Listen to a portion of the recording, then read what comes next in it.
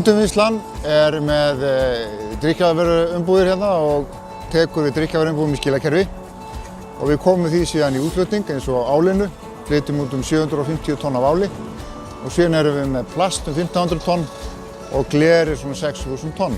Hjá endurvinnslunum vinna 20 starfsmenn og við erum þess vegna frekar lítið fyrirtæki. Sérstæðan kannski í skilakerfi almennt það að við tökum við byggluðum umbúðum og við tökum við gleri. Yfirleitt eru skilakerfi annars staðar í heiminum ekki að taka við því. Fyrir 4 mánuðum síðan þá ákváðum við að taka upp umhverfisvottunina ISO 14001. Og við tókum fljótlega eftir því að öryggismálin tengdust mikið inn í umhverfismálin. Við getum nefnt sem dæmi lykt, hávaði, spillefni og mengun.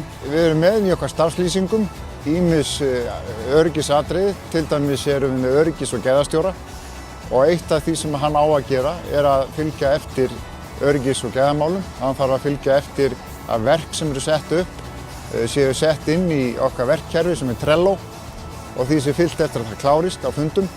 Eitt af því sem við erum að gera núna er að setja inn í verklagsreglur gátlista fyrir nýja starfsmenn þar sem þeir þurfa að fara í gegnum ákveðnar reglur í bæði öryggismálum og í umhverfismálum. Þau skilaboð sem ég vildi koma til annarra fyrirtækja, leggja af stað með öryggismálin og bara byrjiði. Farið þið til annarra fyrirtækja, talið við vís, fáið þá í heimsókn. Þessi tilnefning fyrir okkur segir okkur að við sem að gera eitthvað rétt og við lítum svo á að þetta sé verið að peppa okkur í að gera betur.